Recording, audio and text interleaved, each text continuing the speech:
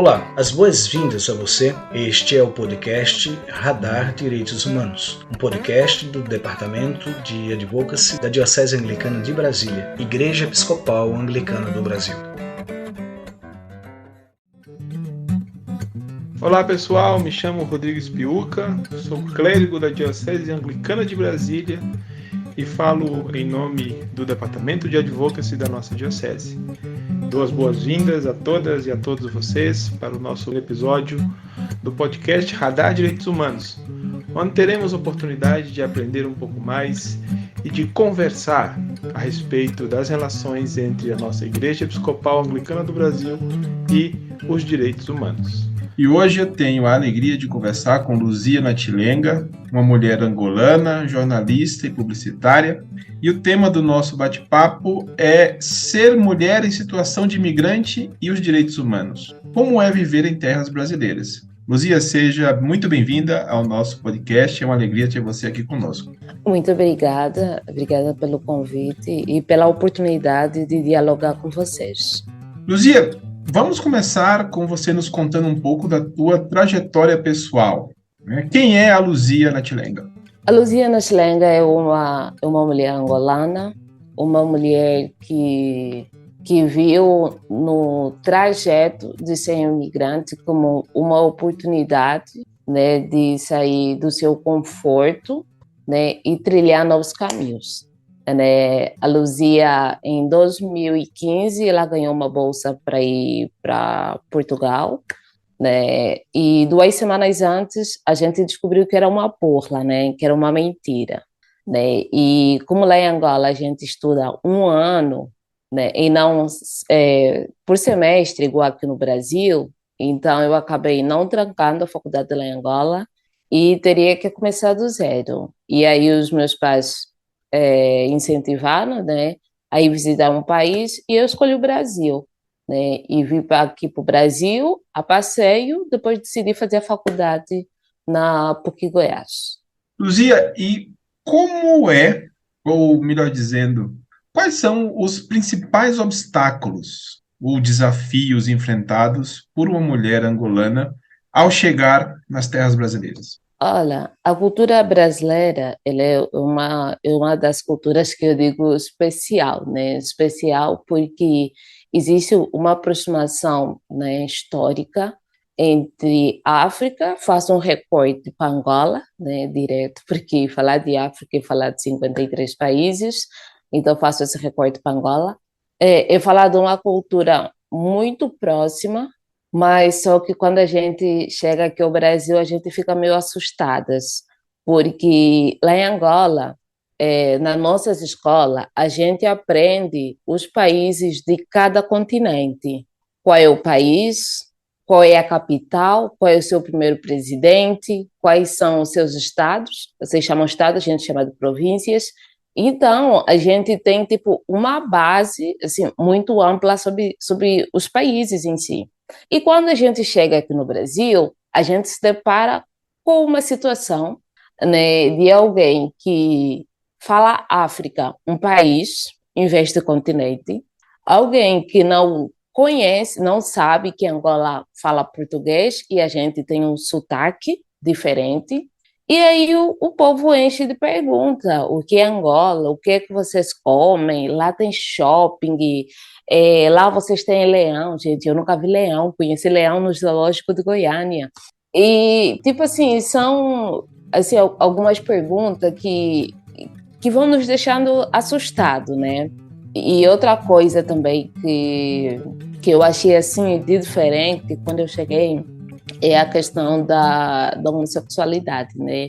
A gente sabe que os países africanos, alguns, né, fazendo recorte para Angola novamente, ainda há muito preconceito, né? Não que no Brasil não haja preconceito, tem muito preconceito, tem muita discriminação, mas só que existe abertura para tendo, né? Eu digo assim, para as pessoas que são sempre discriminadas, né? Sempre tudo para eles é feito lutando, né? Da forma que as pessoas pretas lutam para conseguir os seus direitos, para conseguir espaço. né, os homossexuais, né, ou a comunidade LGBTQIA+, né, tem lutado de forma que haja esse diálogo, né, de forma ampla, né, coisa que não tem em Angola, né, muito diferente, né, achei muito bacana isso, eu acho que isso é isso. Há uma percepção de que o povo brasileiro como um todo é muito acolhedor, não é muito amistoso, é um povo amigável. Você concorda com essa afirmação, Luzia? Na tua vivência, experiência no Brasil de uma maneira geral, você diria que nós, brasileiros e brasileiras, somos de fato amigáveis com as pessoas que aqui vêm viver? Olha, eu acredito que sim, né? Acredito da forma que o povo angolano é muito acolhedor, o brasileiro também é muito acolhedor, diferente de certos países, né? Principalmente na Europa, né? Que cada um cuida da sua vida e que o povo é mais solidário, né? E eu acho assim, mas uma coisa assim que eu acredito muito, né? Os meus pais são cristãos, né? E ele sempre fala que em todos os momentos da sua vida, né, quando você precisar ou se sentir frágil, né, Deus sempre vai colocar alguém no seu caminho para estar preenchendo ou então te ajudar a atravessar por aquele momento que você está passando. Mas eu concordo que ele é acolhedor, que ele é mais humano, né, comparando a outros países, né, tem seus defeitos, como qualquer sociedade, né, qualquer povo, mas eu concordo com essa ideia de ser solidário, de ser humanista. Tu falaste que ainda se percebe na sociedade brasileira aspectos de preconceito e discriminação. Você enfrentou preconceito e discriminação pelo fato de ser uma pessoa migrante, ou por ser uma mulher, ou por ser uma mulher negra? Olha, existe muita xenofobia. Aqui a gente discute muito sobre.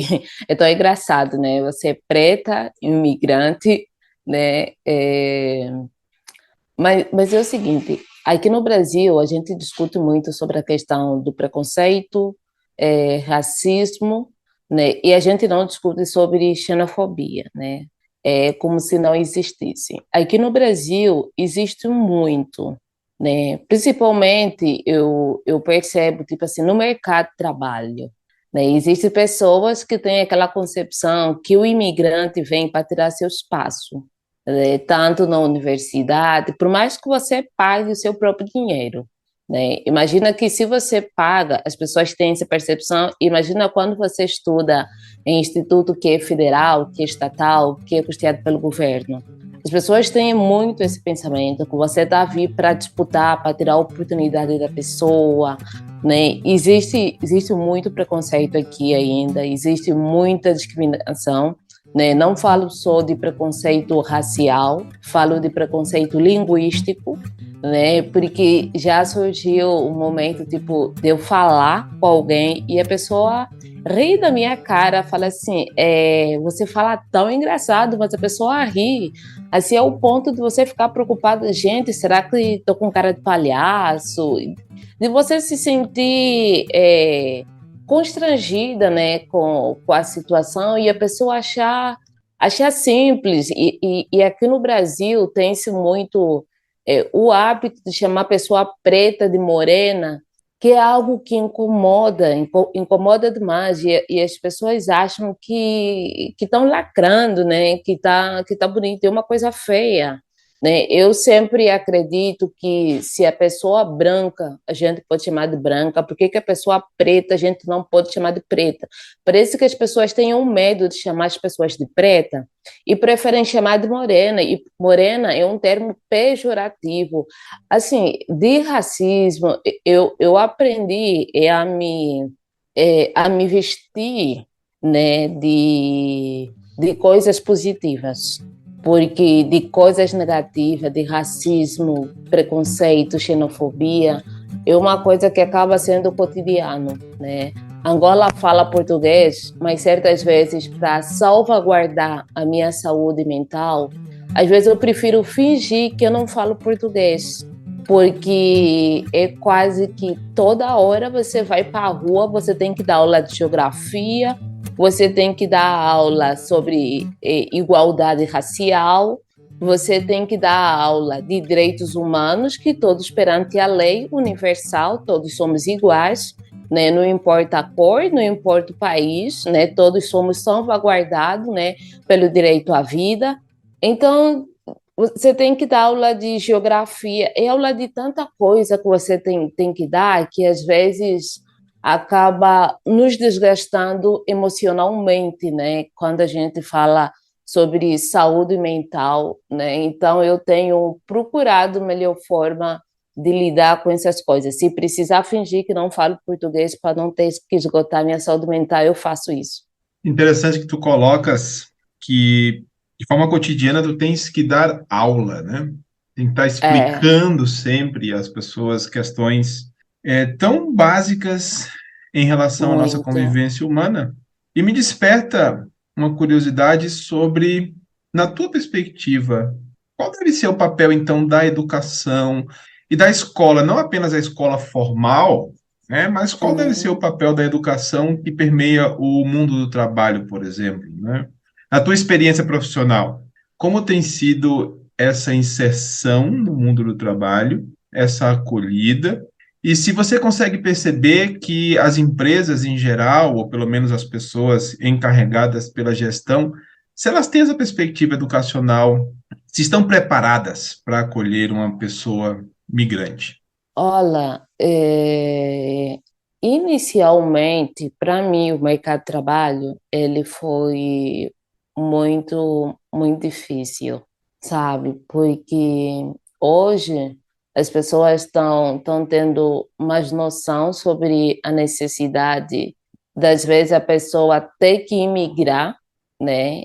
Imigrar por livre, espontânea vontade, e a pessoa ir para um país pedir refúgio de forma obrigatória, né, para poder continuar vivendo, né? E como eu mencionei anteriormente, tem a questão de disputa e tem tipo entrevista de emprego que você vai e o recrutador fala assim na sua cara: ai, mas com tantos países aqui, por que que você veio para o Brasil? Às vezes a pergunta é: ah, mas essa vaga, prioridade é brasileiro, né? Então, maior parte eu sinto que ainda não está preparado, indo para a sua pergunta. Sempre que eu fugir da sua pergunta, você pode fazer ela novamente, reforçar. Eu sinto que as empresas não tão preparadas ainda. A partir do momento que a gente vê que a maior parte das vagas, assim, importante, né, eles pedem como um dos requisitos ter nacionalidade brasileira, né? E então dá para ver que não se está preparado, né? Sem falar que o Brasil é um país que foi construído por imigrantes, né? Imigrantes que não vieram por livre, espontânea vontade, né? Diferente dos europeus, né? Foi construído por africanos que vieram em situação de escravizado, né? Viveram como escravizados aqui no Brasil, né? E hoje eles falam que precisa ter dupla nacionalidade para ter cargos importantes, né? Enquanto a gente não existir pelo menos uma cota para imigrante, porque quem é imigrante entende a situação de outro imigrante, né? Sabe como é que é o mercado do trabalho, sabe como é que o povo se aproveita dessa situação que você se encontra, até para praticar o trabalho escravo, né? O trabalho analógico em si. Eles vejam a pessoa, né? E quando a gente fala de imigrante, não é só imigrante de país, imigrante de estado, né? A gente veja-se com um imigrante de estado, alguém que é um irmão brasileiro que está junto no mesmo país, as pessoas praticam o trabalho analógico, o trabalho escravo. Imagina quem é imigrante, imagina quem é um refugiado, o que esse povo é capaz de fazer.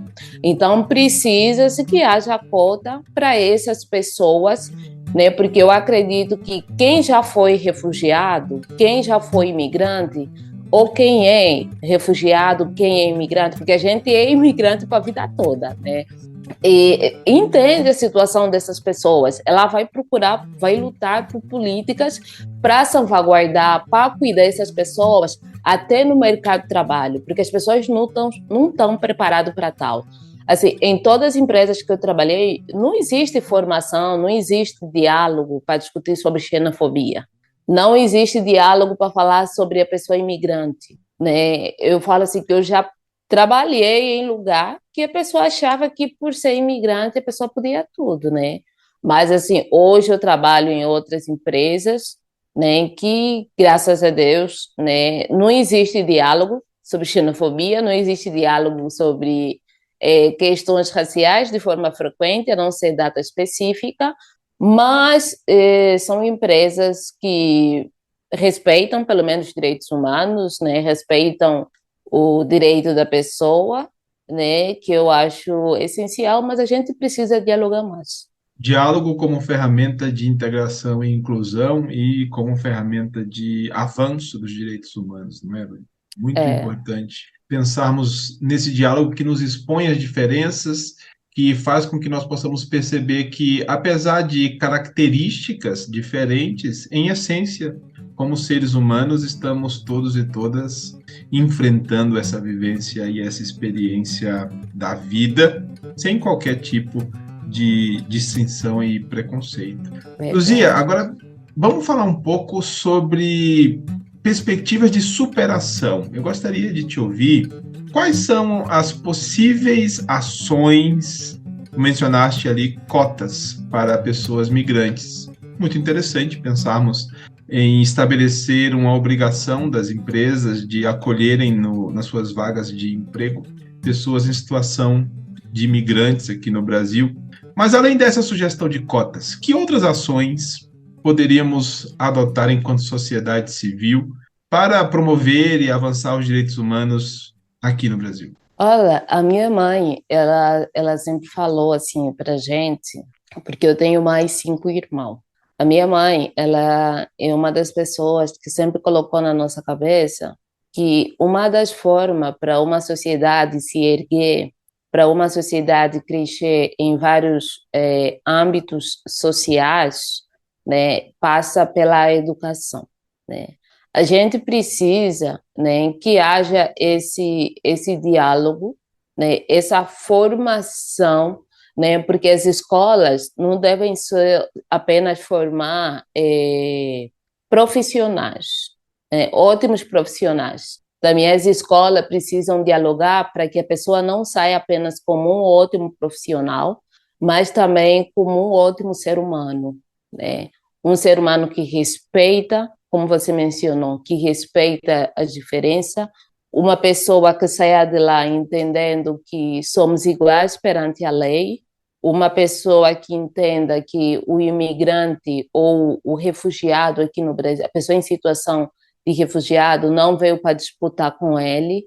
Então, se essa pessoa faz toda a formação dele, vendo matemática, história, algumas universidades nem tem mais história, né? Precisamos apostar na sociologia, precisamos apostar em história, precisamos apostar na arqueologia em si, sabe? A gente precisa, assim, em suma, o caminho é a educação.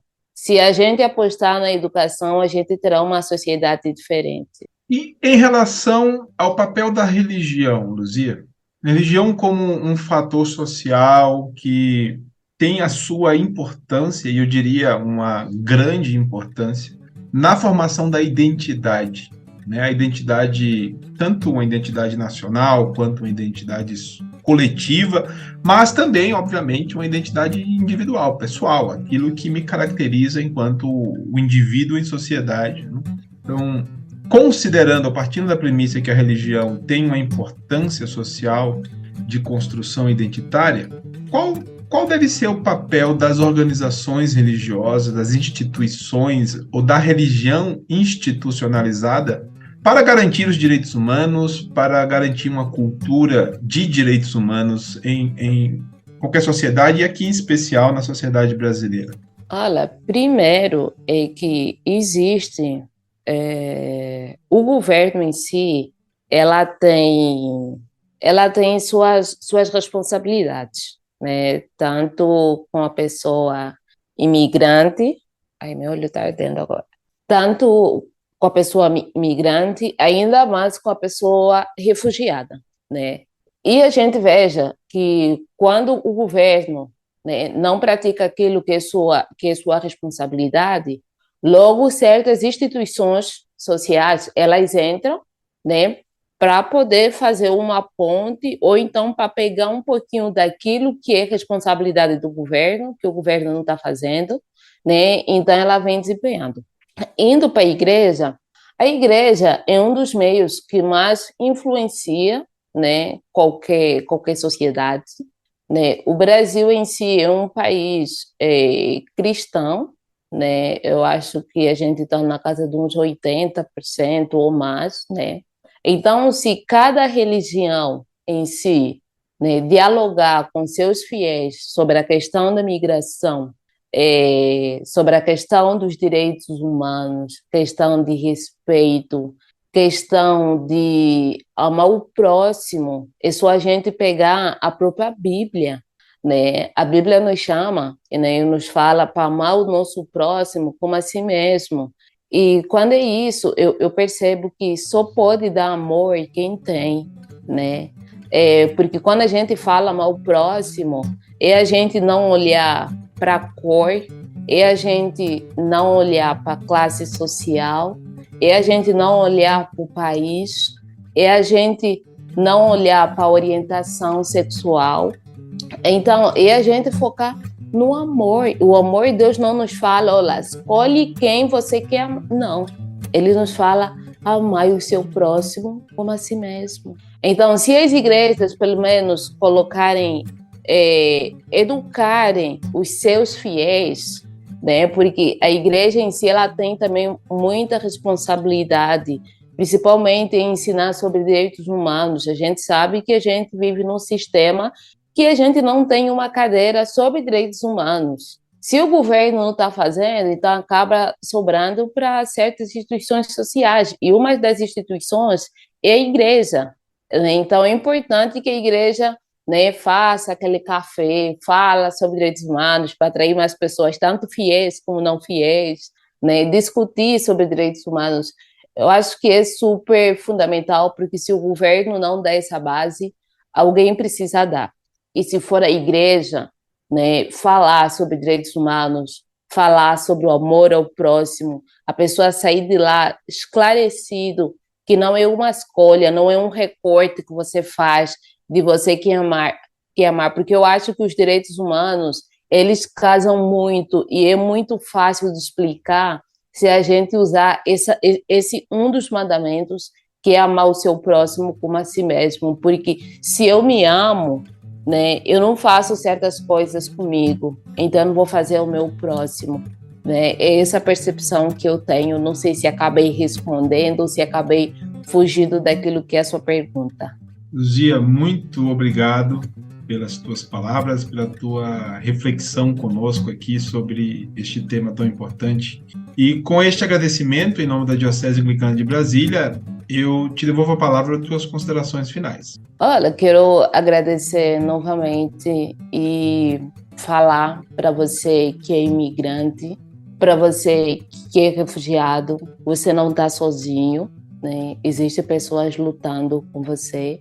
Eu não sei se você acredita em Deus, seja lá quem você adore, eu respeito, mas eu acredito em Deus, acredito em um ser onipotente, acredito em um Deus que não escolhe raça, que não escolhe cor, que não escolhe nacionalidade, né? Um Deus que está contigo 24 horas, não importa quem você seja, né? Eu quero dizer que não baixe a cabeça, não aceite o trabalho escravo, denuncie, né? Porque é uma prática de exploração, né? Saiba que você veio aqui, é uma oportunidade de você brilhar, é uma oportunidade de você realizar seus sonhos, ou então é uma parte, ou se você está aqui por um momento e depois ir, saiba aproveitar todas as oportunidades que tiverem em sua posse, vai atrás de formação. A melhor forma de ser imigrante e você trilhar nessa vida é você estudando. Procura dar prioridade ao que é formação, né? E não aceite que ninguém te desrespeite. Eu não aceito quem levanta a voz comigo por eu ser imigrante. Eu não aceito quem me desrespeita, né, por ser imigrante. A gente tem órgãos que podem resolver essa situação. Denuncie, não se cale, porque isso prejudica a sua saúde mental. E tá caro para pagar um psicólogo, né? Então não aceite, não baixe a cabeça. Vamos seguir para frente. Quem precisar de conversar, eu tô aqui. E mais uma vez agradecer à Igreja Anglicana. Fico muito feliz pelo vosso trabalho. Conheço o Padre Isaías. É um ser humano incrível, é um ser humano bom de conversar sobre até questões de direitos humanos. E para todas as mulheres imigrantes, parabéns para vocês, parabéns, guerreira. E tem um ditado que se diz, né? Mulher nenhuma é imigrante ou refugiada, mulher é mulher, né? Então, vamos à luta e estamos juntas. Rodrigo, muito obrigada, tá? Luzia, eu que agradeço mais uma vez, e especialmente em nome da Diocese Anglicana de Brasília. Eu tive a satisfação de conversar com Luzia Natilenga, uma mulher angolana, jornalista e publicitária, sobre ser mulher em situação de imigrante e direitos humanos no Brasil. A vocês que nos ouvem, eu desejo que fiquem bem, em paz, e nos encontramos no próximo episódio.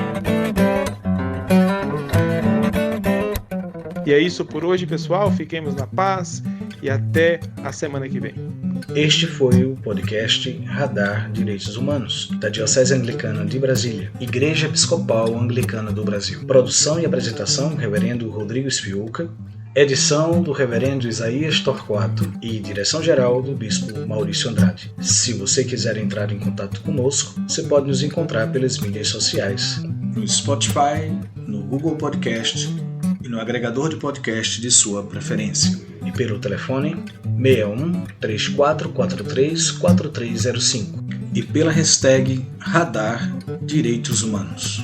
Até o nosso próximo encontro.